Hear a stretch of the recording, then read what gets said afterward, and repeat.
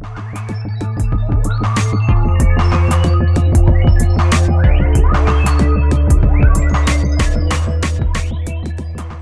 right, hello, good morning, good afternoon, good evening, whenever it is you're listening to this. Yeah. You have tuned in once again to Tome Travelers. Indeed, and we're getting back into Battletech. We had some ideas about what we were going to do with the show, but we're just going to go ahead and kind of stick with the character creation portion this turnaround.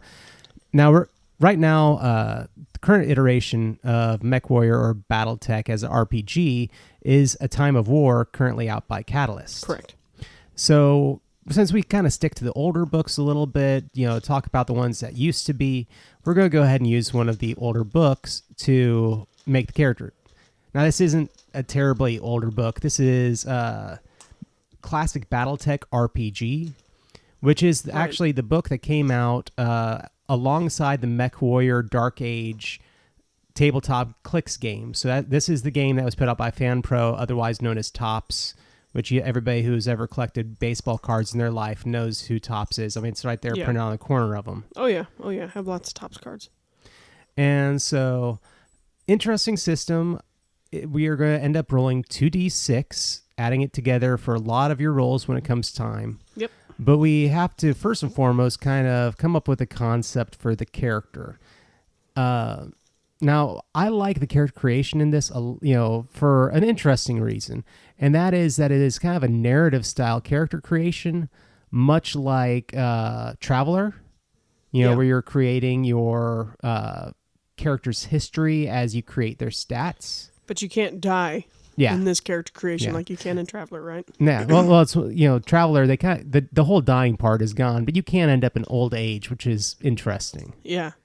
I will say I am on the outside end of being sick, so I am going to be sounding a little rough for this episode. Yeah. Might be some sniffles and a couple little coughs, but anyway, so we're looking at Classic Battletech RPG. Yep. And we are ready to build a character. And as we go through character creation, a lot of things slowly become evident with this game that we'll probably talk about. Because, I've always said character creation is a great way to get to know a game. The rules, how things work, how things come together. And I think as we go through this, you'll see a lot of the inner workings of this game and what makes it work and sometimes what doesn't make it work. Right. So our first thing that we're looking at is we have to figure out where your character came from. Where did I come from? So, we've touched on this. Battletech has this great political structure that, kind of everybody was once a part of the Star League, then the Star League fell apart, and now you have all these different areas of the world or universe where people have moved to for different reasons. People have drawn lines along ethnic boundaries yet again in the world. Like for instance, you have the Draconis Combine, which is House Kurita, which has strong Japanese leanings as far as like our world goes. Mm-hmm. You have the Federated Sun, which is kind of, somewhere that's kind of American, but kind of the Western nations of Europe, England and Spain, and everything else, because there is kind of a monarchy to it. Okay. But at the same time, House the Federated Suns, otherwise known as House Davion, reminds me of like the main family in Dune. What was that family? The Atreides or whatever. Atreides, yeah, House Atreides. That's who they remind me of. And Dune kind of reminds me a lot of, it's like I think that was part of their, what was in their mind when they made a lot of this was, you have this different houses, different groups going to war, political structure kind of stuff. Right. You've got the Capellan Confederation, which is House Liao, which has the Mandarin Chinese kind of motif to it. Mm-hmm. You have House Merrick, otherwise known as the Free Worlds League. Okay. The Lyrian Alliance, also sometimes known as House Steiner, which, the name Steiner, you should already guess, German. Mm-hmm. And, this is one that I think you'd like, the Free Rasselhag Republic. It is mainly Swedish, but it's an interesting thing where it is a republic with an elected king, I believe. Something along those lines. I mean, it sounds really odd when you say it that way, but yeah, they elect a ruler, but it's it's one of those things where it's not necessarily a family lineage kind of thing. It's kind of, I think that's kind of interesting. Yeah, and that was the Free Rosselhog Alliance. Free Rosselhog Republic. Republic. We have the Periphery, which has some smaller little groups, dotted here and there. They're like the true underdog outside the realm kind of thing. Okay, yeah. We have the clans, which you and I have talked about the clans before, and you're not a big fan of it. But they're the genetic super soldiers that, when the Star League collapsed, they went beyond our known universe and never thought we'd hear from them again. Came back, and here they are invading to retake over the core universe that they believe is truly theirs by some sort of either divine or genetic right. Oh, okay. And so it's really interesting because you don't hate them too much, but it's one of those things where I was always very intrigued by the clan, especially because the MechWarrior game surrounded the Jade Falcon clan. But and I was just like, wow, they're kind of cool and everything else. But when you think of it from the outside perspective of here come these guys, they're genetic super soldiers, and they're like, we're not good enough to be MechWarriors or leaders or anything else. You're just going to be our workers. Yeah. So I mean, it's oppression. Yeah. Oh, for sure. And so of course, oppression everywhere, even in games. Yep. Is that it for things to choose from? Yes, that is it. I tend to play characters that are always kind of. My comfort zone, I guess, is characters that are kind of on the not necessarily outcasts, and not really even necessarily black sheep, but they're not. They're your lowborn, average sort. They're not. Yeah. They're not of any kind of noble house. I almost avoid nobles as a rule. Well, yeah, empires that are either government or religious usually you steer away from. Right. But for the sake of this, I think I'm just gonna play around a little bit and step out of my comfort zone, and I think I'm gonna go ahead and go with somebody a little bit more noble, or that is coming from. So not the Periphery. Not the Periphery. Okay. I'm probably going to go ahead. I do like. I'm always trying to base my characters off of people, and I have a name in my head. Because I've actually been talking to my dad a little bit about our heritage and our genealogy, and I have Norwegian ancestry. Oh, cool. And so I'm going to go ahead and do the Free Rosselhog Republic to create my Thomas Engelman character. That's the name that's in my head. That was well, we believed it was it's funny, I have this name in my head. This actually is not my great-grandfather's name, but it's what everybody thought my great-grandfather's name was until I learned the other day that is not the case. Oh.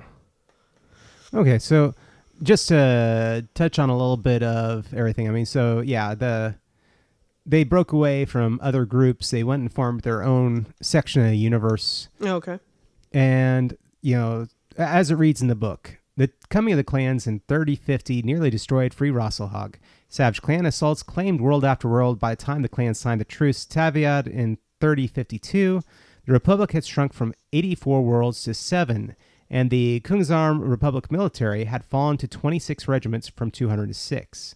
Wow. The current elected Prince Regent, Kristen Mansdaughter, had greatly increased the military size and lessened the general dislike of mercenaries, but he's facing new problems. There you go, right directly into the politics. But yeah, so there is a elected Prince Regent. Okay. So not a king, a prince. My bad. All right. The primary language of this area is Swedish. All right. Secondary languages are English, Japanese, Swedenese, and German. Okie dokie. Swedenese. So is that a combination language? Yeah, I've never heard of that in real life. Yeah, I figure it's some sort of polyglot where a couple languages have come together to form its own variation. Okay. So, It'd be like, the local spoken. Okay, more colloquial. Yeah. So bonus skills. Mm-hmm. Negotiation +1. All right. Interest any +1. Okay. And all FRR characters who join a mercenary. There's a lot to write. I mean, basically, it's so if you join a mercenary unit at any time, you receive the stigma trait. Oh, okay. You do have a restriction. The Republic is saturated with orphans. Characters may not take the street path of stage 1. Instead, they may take the clan war orphan path. Okay. So, interesting way to get that all started. Okay, cool. So now we enter into early childhood. And this is where it becomes like the narrative, which I guess recently, thinking about it. So, I mean, this has the narrative path style. So does, Traveler. And now that I'm thinking about it, so, this might also be closer to Ninja Crusade, where you start your character off and you're doing all the, building the character piece by piece at their lifetime. Right. So that's kind of cool. So, I mean, yeah. Awesome. I don't know. We'll have to ask and see if this had any impact on that. So who knows? True. All right. So your first stage that you need to be deciding stuff of is early childhood. Alrighty. So your early childhood choices, it's the formative years are vital to character development. Many attributes and personality traits are dramatically affected at this stage, which, yeah, of course. So are you backwoods? Are you blue collar? Are you a clan or orphan? Are you from the farm? Are you a fugitive? Are you nobility? Are you street? Or are you trueborn? Which, of course, obviously, we're not going to be trueborn because that's clan only. Or are you white collar? And that's it. Those are your early childhood choices there. Do you need me to repeat any of them? No, I heard the one that I want. I'm going to go ahead and stick with my concept, and I'm going to go noble. Noble, cool. I would have thought you would have gone with the orphan. But, okay, neato. Nope, I'm going to go out the box this time. Okay, noble. Most intersphere and periphery societies maintain a ruling noble class into which you were born. Living a life of privilege, you have somewhat neglected your physical development in favor of more cerebral pursuits. You end up with an attribute minimum of Society 5. Mm-hmm. You have attribute thresholds of Strength -1, Body -1, Reflex -1, Intelligence +2, Charisma +2, and Society +1. Okay. I'm sorry, it's Intelligence +1 and Charisma +1. Okay. Your traits for this start is wealth, well-equipped, and enemy. Mm. So already at early childhood. Oh, yeah. Because I'm the son of some noble. Yep. Is that what the idea is? Okay. It's not your fault you have an enemy. It's your family's fault. Wonderful. Congratulations. Thanks, Dad. So your skills. You get language affiliation +1 and protocol affiliation +2, which affiliation is probably going to mean for this section of space that you're from. Oh, I see. Okay. All right. And so now we do the fun part, which is figuring out what your next path in life is. Okay. Your choices are preparatory school, or actually, sorry. I skipped something. Oh. We need to do your events. Oh. Yes. We have to figure out something has happened to you in your life that during this time, so you need to roll 2d6. Alrighty, I have them right here, and we are looking at 8. 8. Wow. For that one, your family was stinking rich. Oh, wonderful. You have wealth and are well equipped. I continue to be wealthy and well equipped at my young age. All right. Awesome. Well, now we step into the next area. Okay. And that is preparatory school or military school. What's your choice? Being as I have pursued, I have focused on more cerebral pursuits and left my physical well-being a little bit untended to, I'm going to skip out on military school because that sounds like a drag, and we're going to go to prep school. Excuse me. No problem.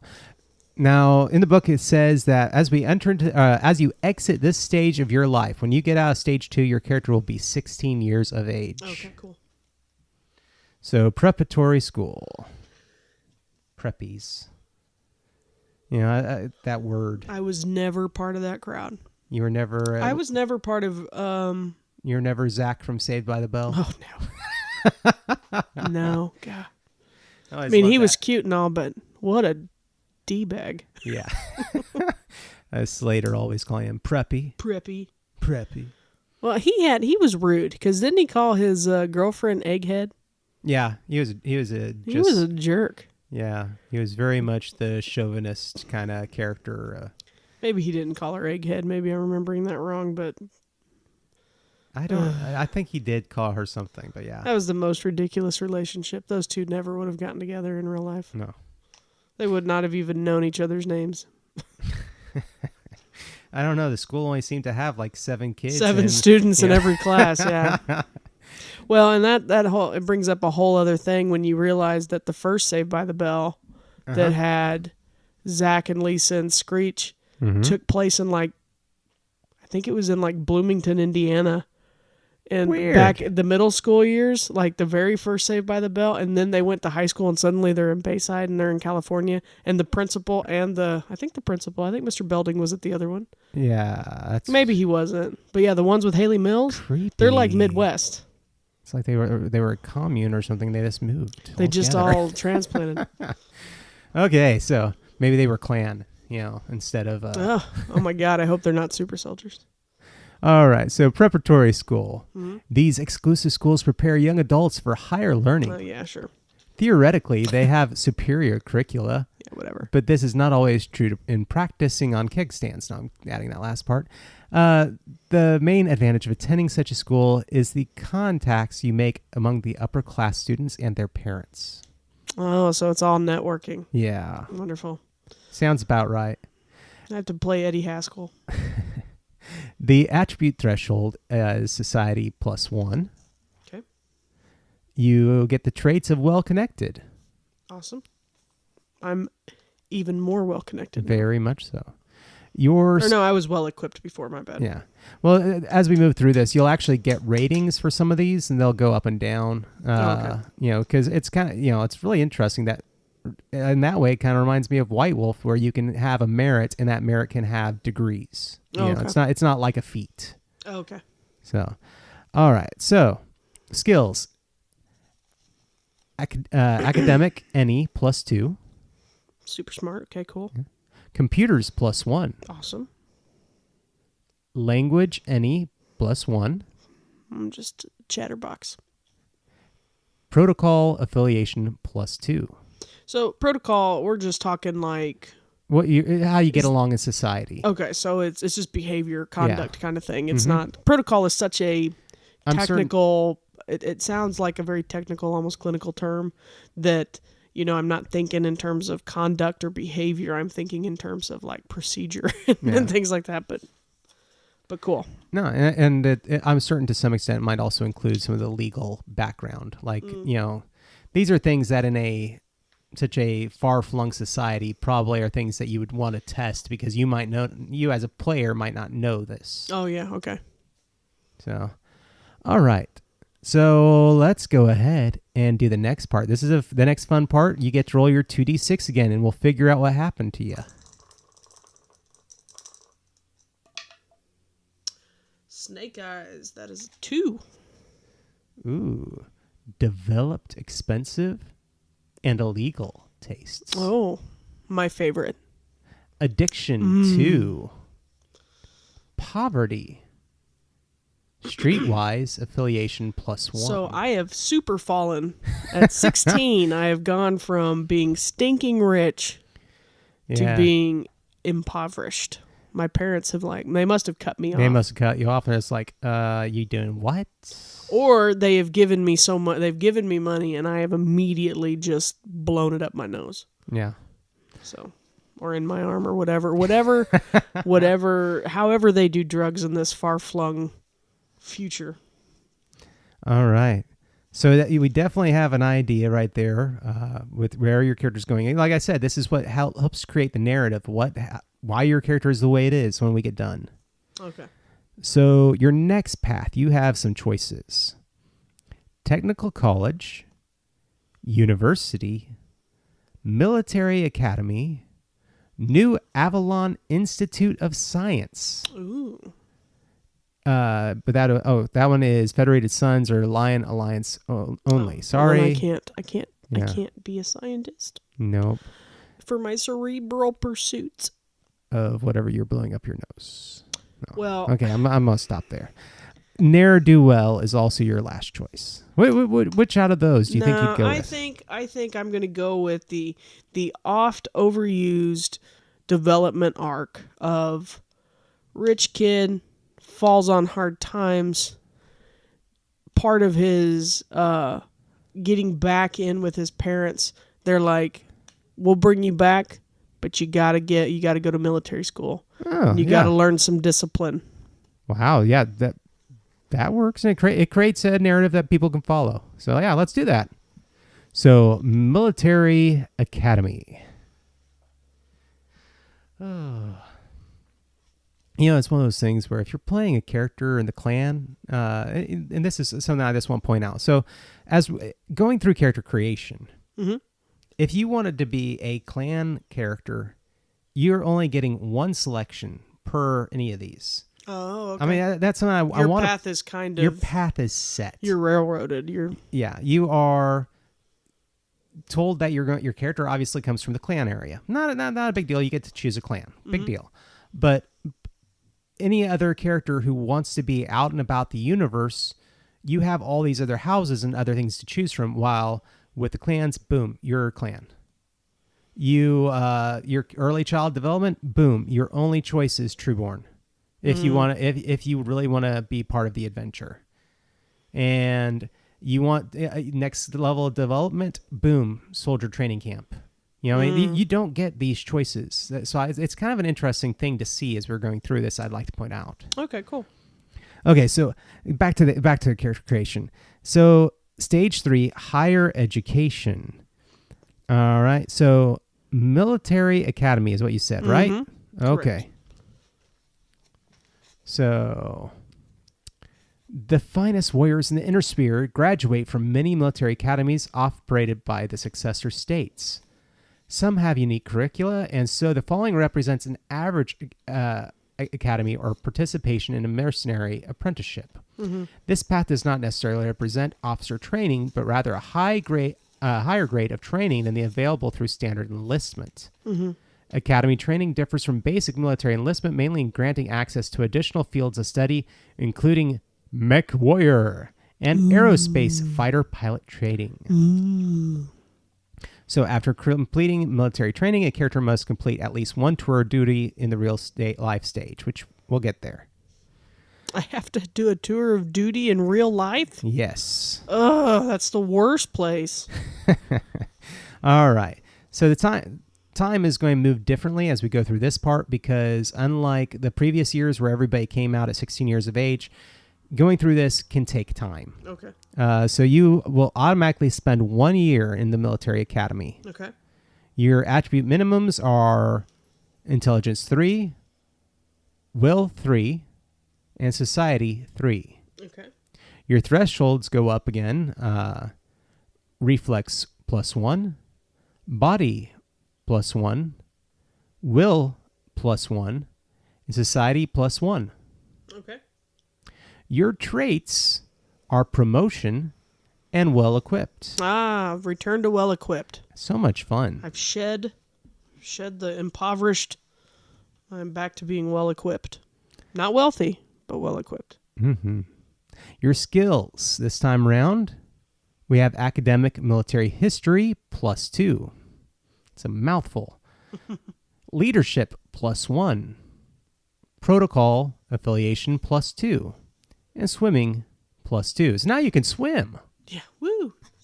So now I can swim. And actually academic military history, I actually did very well in military history when I was in school. I took U.S. military history for one semester my senior year. Awesome. And it was a great class. Was it taught like by your ROTC teacher, or was it just... No, it was actually... It's funny. The only reason I took that class is because... I don't know, this is kind of a tangent, but after... I was in school when 9/11... Or not 9/11, that too, but when Columbine happened. Oh. Right after Columbine, they instituted in my school what they call connections. And this was a class that took the place of like your homeroom once a month. And it was students, it was just a random selection of students that you were thrown in a class with from all grades. And it was supposed to make us branch out of our normal social groups and our normal areas. How odd. I've never even imagined that. And they put us in this class, and Mrs. Daniels was my teacher for connections. And we would just do team building social exercises, essentially. So, but it put freshmen and, I was a sophomore that year when it was instituted. And so it put me in groups with freshmen, a few other sophomores, but it was like a number of students from and it was there was no academic part to it. It was just meet your fellow students, make new friends, understand that there are different people that you might not always run with. It was supposed to, I guess, keep us from doing what happened at Columbine. Weird. Is try to fish out. But anyway, I really liked that teacher. And so when it came around for senior, she taught history, but I couldn't have her because I think she was in freshman classes, but she also taught U.S. military history, so I specifically took it just to be in her class. But it's interesting that we were brought together from Columbine because it was in her class. My senior year, I was a late arrival student, and I came in and I was sitting in military history when the kid who sat in front of me came in and said, "Did you hear a plane hit the World Trade Center?" And we were all like, "What?" Because we were imagining like a biplane hitting the Empire State Building like has happened before, We weren't imagining what was 9/11. What ended up happening. But I was in her class in military history for 9/11 my senior year. But yep. Weird tangent, but sorry. I was at Texas A&M. I was working at Texas A&M at Kane Hall when that happened. Mm-hmm. And so, that's just... It's crazy. Yeah, everybody, I think everybody remembers where they were when that happened. Mm-hmm. But yeah. I actually have somewhere, I still have it, we took our class senior pictures that day, which were the big, massive group photos. And I actually had to leave in the middle of that class to go take that picture. And so all my entire senior class is out on these risers outside because when we went outside, only one plane had hit. And when we came back in I feel like the towers were just starting to fall when we got back inside. Man. So anyway, wild tangent. I'm sure that'll be cut out. No, but it's one of those things where this is the kind of stuff that comes up when you get into gaming. We talk. The game is just the vehicle. Yeah. Talking and spending time with each other is what we're actually doing. But so when I think of military history, my mind immediately goes to 9/11 because that's where I was. Yeah. So when we left off, though, where was I? Did I do... You had just given my skills. I had, I think you listed them all. I'd learned I'd gone all the way down through swimming. Yep. Your fields are basic training. Okay. And your next path is the advanced individual training. So before we get there, I keep forgetting this part. Yeah, we need to have you roll your 2d6. Okay. I wish they would. Let me say this as a book organizer and a person who's worked on books. I wish they had put the path advancement after rolling, because it's actually lined up to where the path advancement is given and then all the rolling takes place. Oh, that's weird. Yeah. That is 11. 11. So you graduated at... Am I reading this right? Yeah. You graduated at the top of your class. Ah. Wow. I'm just really tall. Devil. So you get a promotion. Ooh, more promotions. You get a vehicle. Ooh. Rating 4. Custom vehicle. Ooh. May take officer candidate school next, then return and continue the life path from the same point. Heck yeah. So you definitely want to do that? Yeah, let's go to officer candidate school. Okay, officer candidate school it is. Let me find that. There it is. Okay. Oh, it's not so bad. Okay, so... All right. Officer candidate school is another year. Okay. You have an attribute threshold of charisma +1. Your traits is commission rank 1. Fields, officer training. And your next path, per last path followed, add to its next path option the tour of duty social general path if the character has line affiliation, which you don't, so... Forget it. Yep. Nix that. Nope. Not Waste happening. of breath. So we return, and you go into advanced individual training, right? Yeah. Yep, that's next. Okay. Oh, I shouldn't know that. No, I read that off earlier before I started the dice roll. So your time at this is going to be 2 years. Okay. So far, you're going to end up spending 4 years in military academy of some sort. Excuse me, sorry. Your traits are promotion. Yay, more promotions. I've never gotten this many promotions in my real job. Yeah. Dash doll. Leadership is going to get +1. Okay. And you're going to add +1 to 3 basic training skills. Oh, awesome. And +1 to any other skill. Okay. Now, from there, we're going to choose a field. Okay. Choose one of the following fields.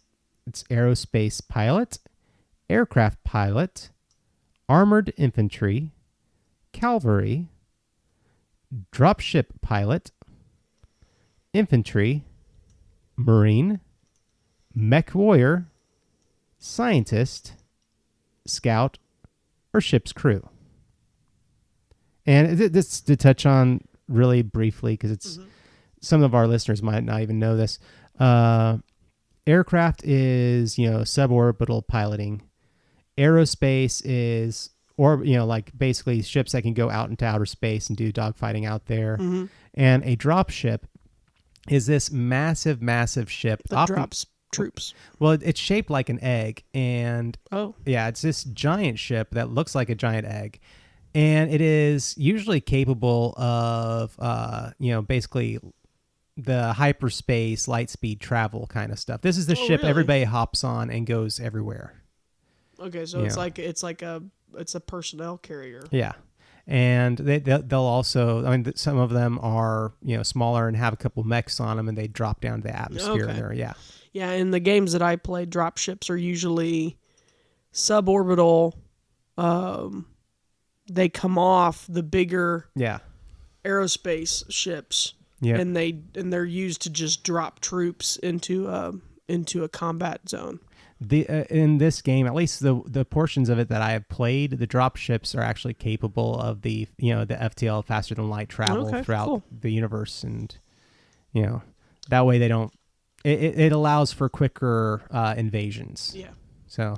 Well, I don't even know if you really needed to ask, but of course I'm going to choose MechWarrior. Okay, so your field is MechWarrior. MechWarrior. Might as well. That's kind of the name of the game, isn't it? The name of the game, quite literally. So now from there we got your next path, which is tour of duty, covert ops, special training, which is part of this pass. Take the character, enters scientist, dropship pilot, infantry, marine, MechWarrior, armored scout, infantry, or scouts.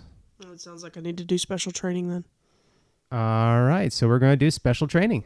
Alrighty. Let's see here. Special training. Am I looking in the right place? Probably not. Probably not. That is another thing with this book, is sometimes it's kind of hard to follow. Okay. Let me guess. It's right back where I was. Yes, it was. I was because it said that it kind of gave this idea that it was this new path. Nope. It is in the same general section in a little subheading further down. Nice. Thanks, guys. Good looking out there, boss. Okay, so subpath special training. Your time for this one is another 3 years. Wow, okay. You're spending a lot of time in school. You might as well be a doctor. So, attribute threshold. Add +1 to any threshold of the player's choice. Okay. Your skills are going to be leadership +1, +1 to 3 basic training skills, and +1 to half the character's AIT skills round up, and +1 to any other skill. So this is like really building a character there. Yeah. So traits, promotion, wealth. Oh, there it is. There it is. I got it back. took me what, 5 years? Yeah. But I got my wealth back. Well equipped. And I am yet even more well equipped. Your fields. You choose one of the following fields. So doctor, jump ship pilot, military scientist, special forces, and yeah, that's pretty much it. Special forces does include an infantry, marine, MechWarrior, armored infantry, or scout field required. And jump ship, drop pilot is required. So I'm gonna go special forces. Special forces. All right. So you're going into next path, covert ops or tour of duty. But if you go covert ops, only special forces or military scientists are allowed to do that.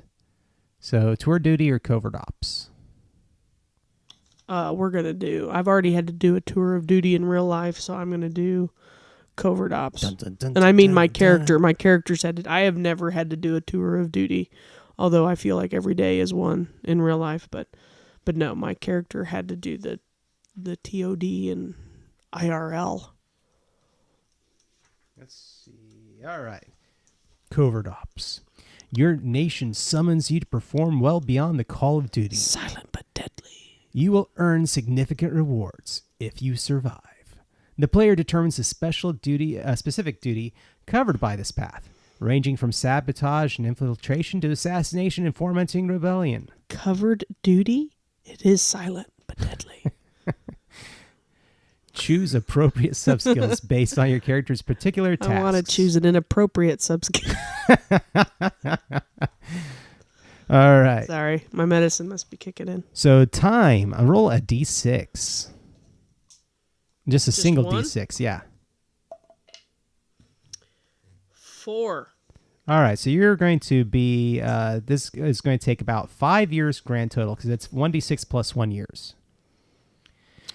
Your traits are alternate identity, wealth, well-equipped, enemy level 3. Oh, crap. And in for life. Oh. Which doesn't necessarily mean that I'm that loyal or committed. It just means I'm going to die soon.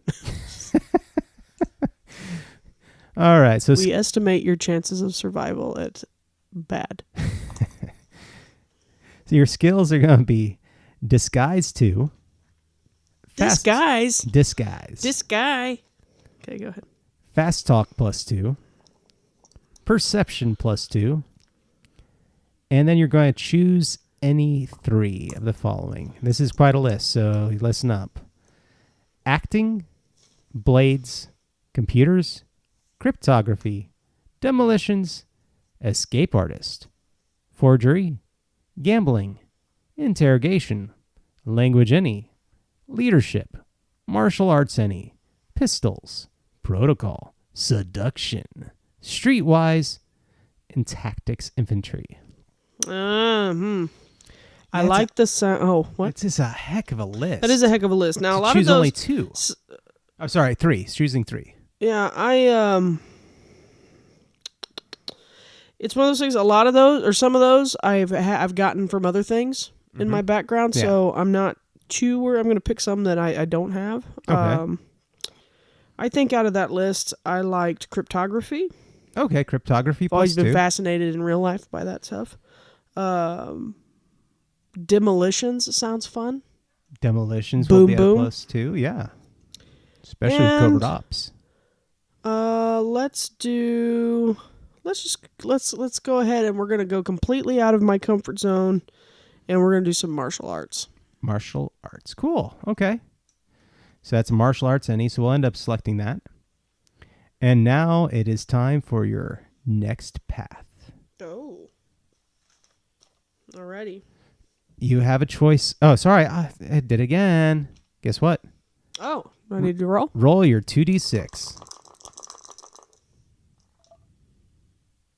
That is 4. 4. Ooh. Oh, that's fun. Nosy reporter uncovers your identity. You gain good reputation, level 2. You have a enemy. Well, yeah, because apparently I was undercover. Yep. And you lose your alternate identity trait. So you got to scratch that one out. Okay, that's fine. Yeah. But as a result, I don't even remember getting that one. Oh, Yeah. there it is. I wrote it down. I don't even remember writing it down. Okay, cool. And so finally, ne'er-do-well, travel, tour of duty intersphere, or Yakuza. Now, I think what I mentioned, or I probably didn't mention that yet. So when we move into this section of your life, you actually can end your character creation. Okay. Now, because the thing is, okay, so like Traveler, you're building your character, and every time you add another one of these things to your character, you're increasing the time that your character is essentially being built. So your character starts off, at this point, you're probably like young adulthood, maybe? Yeah, I was actually trying to figure out how old I was. If I was 16 here, added a year here, 17. I am so sorry. 18, 19, 20, 23 plus 5. I'm at 28. 28. So you're definitely young adulthood of some sort. You know, they might consider it something different. Not we're in the future. Yeah. But so to me that is not young. To me that's not young adulthood. But I guess it probably technically is. But yeah. I don't consider myself. I mean, I'm 33. Yeah. And I guess I just considered myself a full-on adult. Young adults to me are like 18 to 23. I know 18-year-olds I guess are considered teenagers, but to me they're young adults. Yeah. Because they're out of high school and they're doing things. They're either going to college or they're going to work. True. But well, okay, so you're in adulthood. Mm-hmm. Every time that you do something in this game, it adds more to your character. And what were the options to continue? The options were... Did you say Yakuza? Yakuza, I'm not going to go Yakuza. Ne'er-do-well, travel, tour duty, intersphere, or Yakuza. Now, I think I'm going to stop where I am. Yeah, I don't like blame you. either of those. I like where I'm at. Not only that, but as you develop your character, every time you add a career, it takes longer. You're getting more skills, but on the downside, the more you build your character, the more you add to your character, the more time you spend, it actually begins to drop your traits. Oh, as age sets in. Yeah, no, forget that. And so that's one of those things where I've known people who have made those grizzled veterans that have been in the military or something till they're 50, and they've got all these skills, but their stats are pretty low. Yeah. That's just one of those things. But yeah, so there is the general concept of the character creation as far as going through all that. Okay, cool. Let me go ahead and flip here a couple more. And, it's one of those things where you'll end up working with your GM and trying to figure out things. You'll end up finalizing your stats. Now, I did have that trait earlier that was vehicle. Yeah, I had let's a vehicle 4, and then I also had the option for a custom vehicle. What exactly does that entail? Okay, so your traits that you've gotten, some of them grow with the amount of times that you get them. Okay. So I'm looking for vehicle, or it's like custom vehicle. You can add certain bonuses and traits to them. But just looking at vehicle alone, we'll go there really quick. All right. Oh, goodness. Yeah. And all this stuff I'm seeing as I'm passing through, I'm like, ooh, that looks cool. All right. So vehicle is given in a trait cost of 0 to 10. Okay. And your vehicle that you ended up with was what? 4. Wow. That's kind of cool. You could, in and of itself, have your own medium battle mech. Oh, yeah. A medium aerospace ship. Or a heavy battle armor. That's interesting. But yeah, a medium battle mech. The battle armor is probably something equivalent to like an elemental suit or something like that. Yeah. No, I'm down with having my own mech suit. Having your own mech suit. Okay. So I'll let me see if I can see this. This trait determines the type of battle mech or other vehicles assigned to the character. The more points spent on this trait, the larger the vehicle assigned to the character. To find the maximum allowable weight, class, cross-reference the points of vehicle traits with the character's vehicle type on the vehicle class table. Blur. And yep. So there's that, and of course the custom vehicle, you could augment that and change it up and do some neat stuff to it. Awesome. And do you remember what your custom vehicle rating was? I didn't have one. Oh, so you just only had a 1 point in it. It was just a trait, yeah.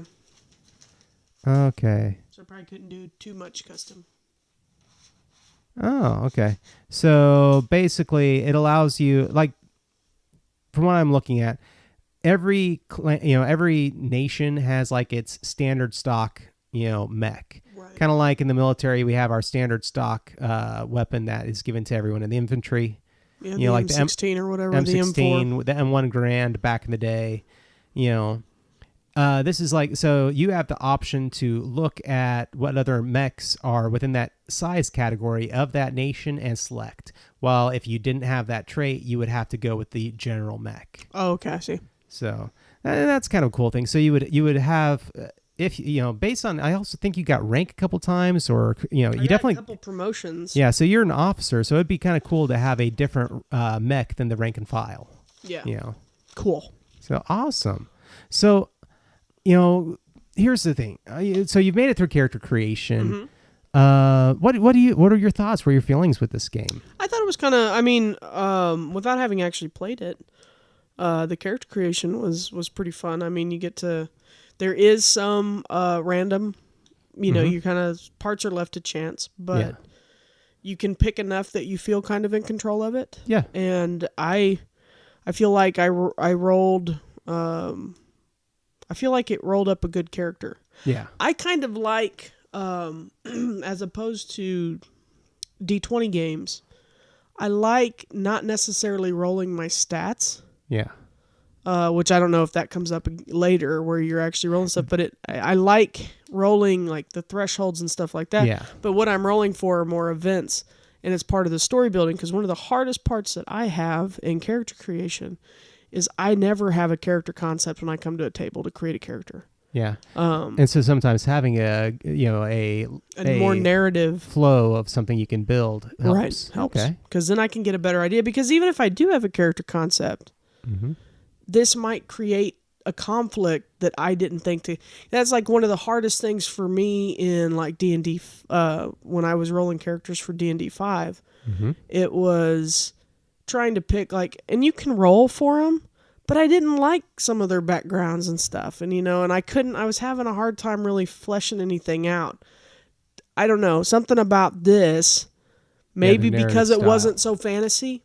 Maybe I have a hard time with fantasy type concepts when it comes to developing a background, but these felt very much more real. Organic. Addiction is a problem. Yeah. The poverty in the prep school. These are all very currently real things that people struggle with, that I guess I felt like it was a little bit easier to put myself in the headspace. Yeah. And I will, so for me though, with this game, there are things that jump out at me immediately, and that is, as it is with every game that is out there, a true test of whether a game is going to be good or bad is the GM. I'm going to toss that out there ahead of time. If you have a good GM, it doesn't matter if you're playing, the worst game in the world, or if you're a bunch of guys sitting around goofing off and playing Sailor Moon RPG. If you have a good GM, it's going to be good. Right. So I want to go ahead and toss that little tidbit out there. So other things, though, that jump out at me with character creation and in this game and in this universe. So you have this diverse government idea that allows for the conflict. But ultimately, this is a game that is about piloting mechs. Right. I mean, that is... Well, see, and that's one of the things that kind of was... I will say that was interesting to me, that MechWarrior was like an actual thing that you chose. I would have thought that every character was going to be a mech pilot.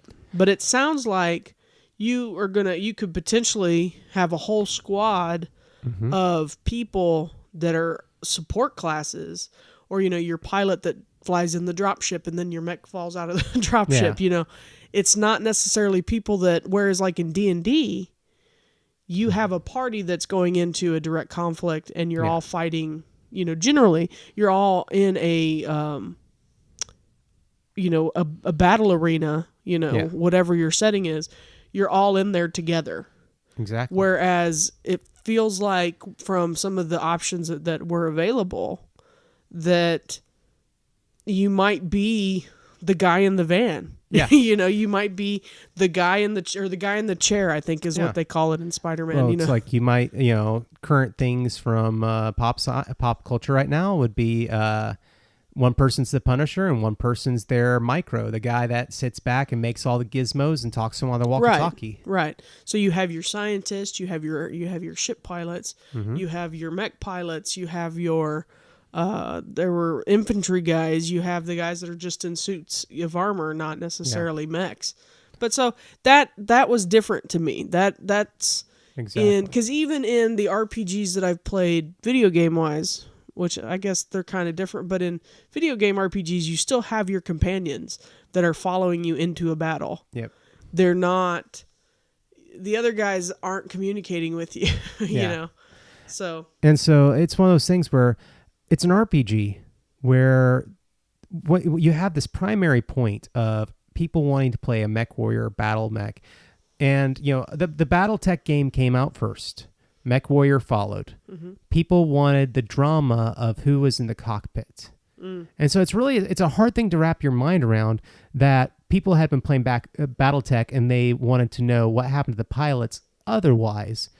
But you come to this game and automatically you're like, I want my mech. I want to pilot my mech. Yeah, I want the radio chatter. I want the people that I'm talking to. I want the drama that I see in those, war movies. Right. But that's where also this game might fall into a one-trick pony kind of thing, where it is a game about conflict and giant mechs. Right, and so the guy in the chair is always going to be the guy. He's never necessarily going to get the moment of glory or the, because it's about mech battles. Yeah, exactly. I mean, it's everything in this game revolves around that. And so ultimately you might also end up in kind of a railroad situation where, not unlike Dark Heresy, where you're an Inquisitor, you go to a planet, you root out the heresy and you kill it. And that's every game.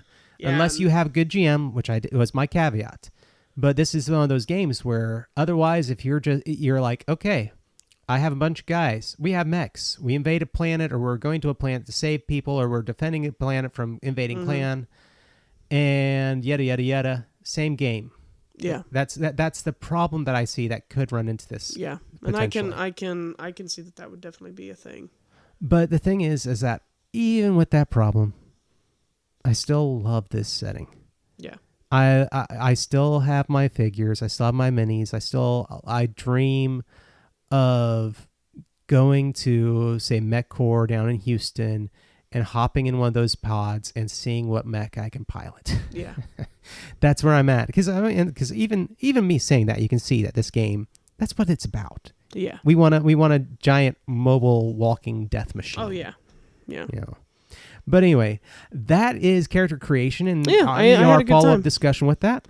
So thank you everybody for coming out, and we will see y'all soon again for another one of these. Always. You've been listening to Tome Travelers. Please subscribe to get our episodes as soon as they release. For more information about us, check out PassionNerdly.com, @PassionNerdly on Twitter and Instagram, as well as Facebook.com/PassionNerdly. Also, if you're interested in supporting our show, look us up at Patreon.com/PassionNerdly. Once again, thank you for listening.